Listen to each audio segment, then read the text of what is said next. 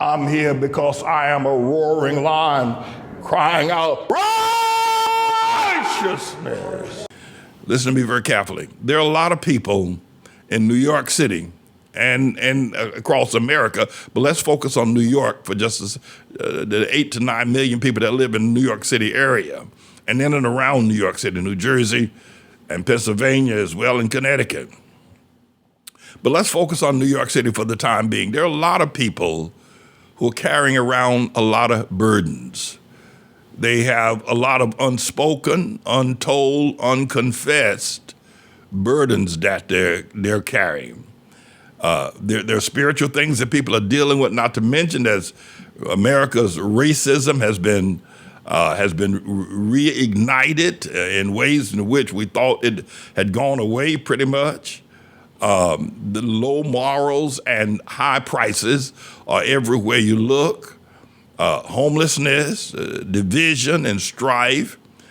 And a lot of people walking the streets every day, going to work, driving their cars, getting on buses and trains, and getting on elevators and sitting down at desks, or even in the restaurants or going to McDonald's. A lot of people are under a lot of pressure. They are under just a lot of pressure. They're under a lot of uncertainty, a lot of financial woes. A number of people have gotten a lot of, if you will, bad reports, diagnoses, I should say, from the doctors. People aren't feeling very well, and people don't feel the strength that they used to feel. They don't feel if you will, as confident about themselves. There are a lot of people under a lot of pressure, a lot of fear, and even people who don't necessarily have financial problems have other kinds of fears. It seems to be everywhere you look. There's no person that is free from the fears, the anxieties, the pressures, the burdens, the trials that are in everybody's life, no matter who they are.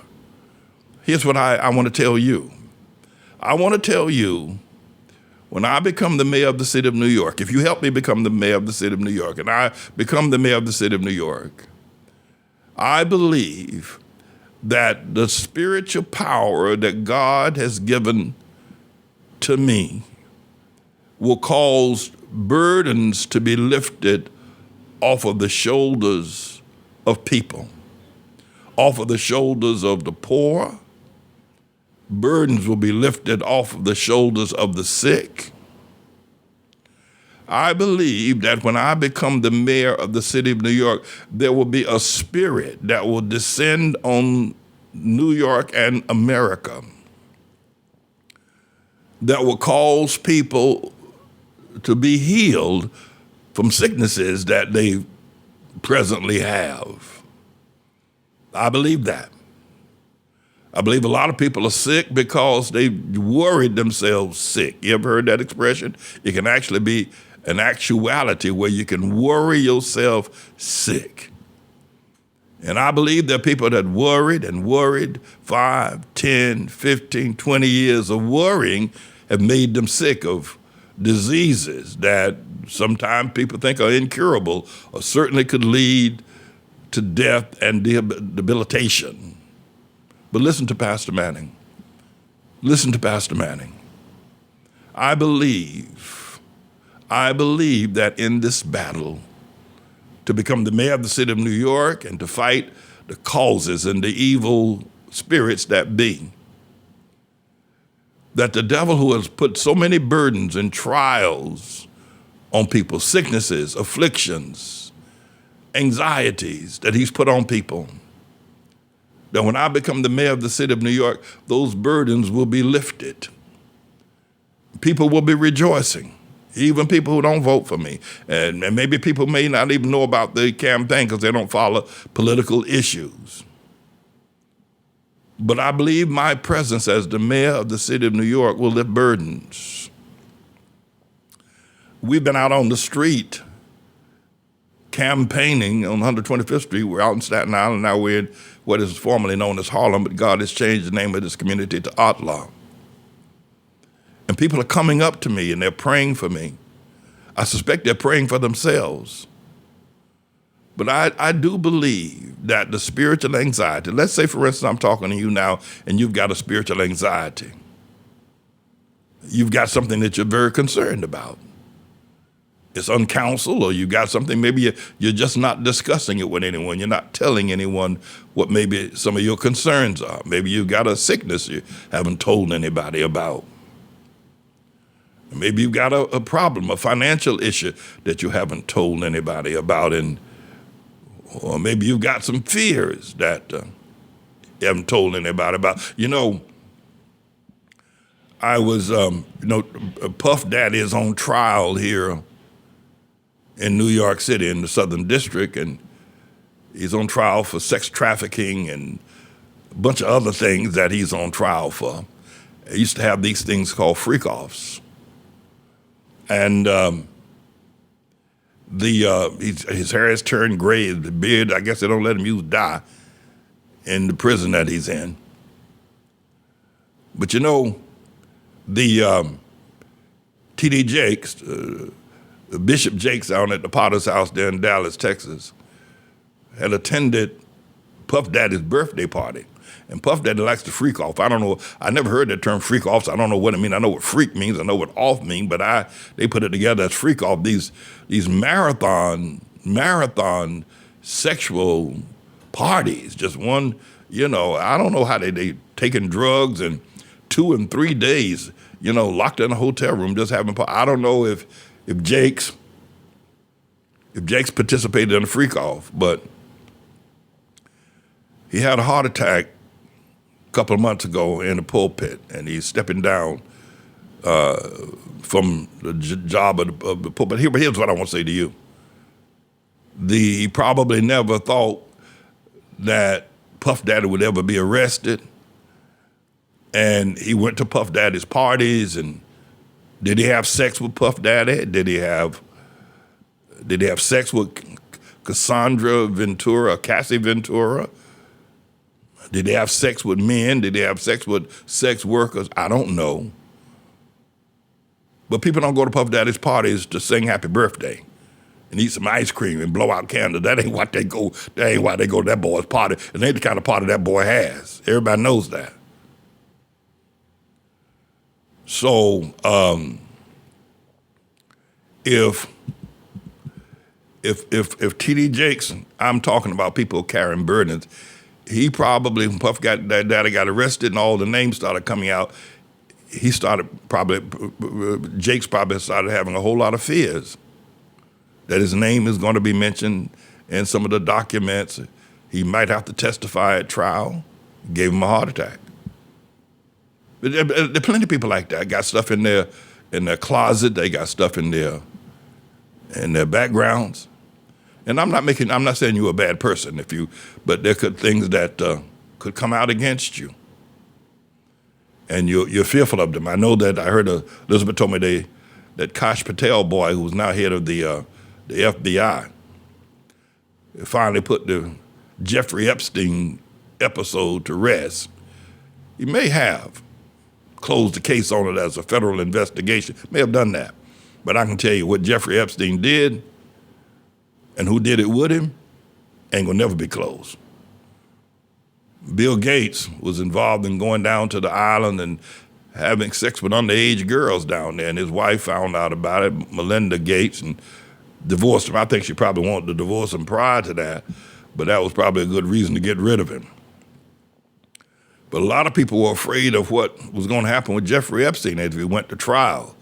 All that stuff was going to come out. Somebody's got that information, I can tell you that right now. And probably a whole lot of people involved, Trump and Obama and who knows who. So I wanted to widen it up, take it off of you. But let's get back to you. There are probably a lot of y'all out there with burdens. Probably a lot of, I remember I first came to this church and my sister told me, don't tell anybody you've been in prison. Well, everybody knew anyway. But don't tell anybody. That was her mindset. That's how she would deal with life. I'd be here, I probably would be dead today. But if I was still alive, I'd be still trying to hide the fact that I was been in prison. And So a number of people have not always come clean about everything and find themselves in a position. But I believe when I become the mayor of the city of New York, burdens and trials and pain and fear, it's like there's a cloudy day over New York right now. There's a cloudy day over the city of New York. And when I become the mayor of the city of New York, it'll be like the sun came out. I was talking with a young woman just yesterday on 125th Street and Lenox Avenue. She said her name was Sinitra or something of that nature, and I'm probably not pronouncing it correctly. I said, well, what does that mean? She said it means great lights. Not one light, singularly, but plural, great lights. I said, well, what languages? She says it was Greek. Now, she was a Hamite sister. I said, where'd you get the name like that? You're Greek. How'd you get it? She said, my mama gave me that name. And so we talked for a little while, and I began to tell her what I'm telling you now. So let me say that. And she said, so I said, there's going to be I told her there's going to be great lights when I become the mayor of the city of New York. And Esther Bennett will tell you that God named us the great light people. God named it. I believe I got that interview with that woman. I think I got it on tape. I think Rainbow Matron Farr, I think she has it. I'll ask her to check her files from yesterday. But God called us the great light people. And Esther Bennett will tell you, Sister Bennett is her name, she'll tell you that many years ago, God named us the great light people. And we are. And now when I become the mayor of New York, I think there's going to be great lights shining in New York. I just got an email, well, I got an ear from Dr. Mazibuko. You may not know who she is, but some of the members know Dr. Mazibuko. I went out to Rikers Island with her to visit her son on this past Thursday. And it was reported that he was moved to another jail in another county. And since last Thursday to present, she had not been able to contact her son. She said she had a brief conversation with him on the phone. He said, hello, Mom. And then all of a sudden he was gone. And at first I was reading the letter to her attorney. I think, well, maybe something happened to the boy. But now she's worried sick because she don't know where he's at. The prison guards are not giving her clear information. Lawyers can't get any information. There are a lot of people with a lot of worries. And I saw the look on her face when they couldn't find her son in that jail.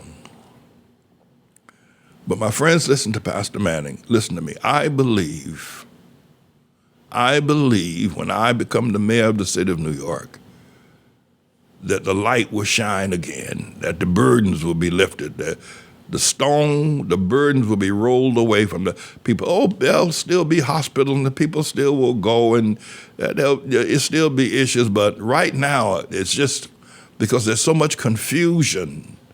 There's so much confusion going on in the world today. It's just bothered everywhere you look. There's no peace. I was telling people about my first coming to New York, about the rhythm that this community, Harlem, used to have. It used to be a place where you can just get healed walking down the street. People, you walk by a man, you could feel his strength. You walk by children, you could feel their innocency. All that's gone. All that's gone. And people who never experienced it don't even have any idea what I'm talking about, the energy and the rhythm of this community. But my brother and my sister, I can tell you this. When I become the mayor, the people who are right now afraid of things are not going to be afraid any longer. And those people that are weak will then be strong. The Bible, Isaiah wrote these verses, and we're going to get back to the great light people. So Bennett, remember that we're going to get back to, I'm coming back to that, great light people.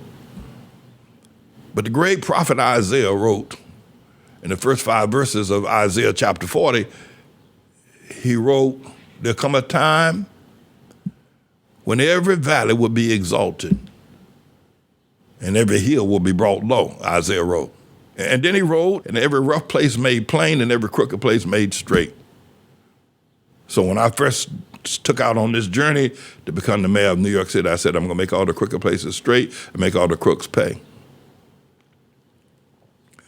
And I believe that will actually happen. And then he writes, and then in the last verses, has I not known, has I not heard, that the everlasting God, the Lord, the creator of the ends of the earth, is neither weary nor faint.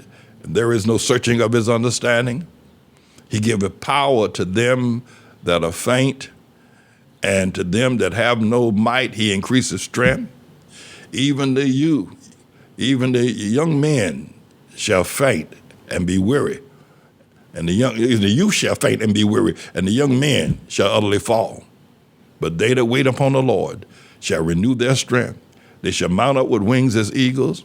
They shall run and not get weary. They should walk and faint not. And that's my verse. And I believe that God will give power. I believe God will give power to those that are weak and faint.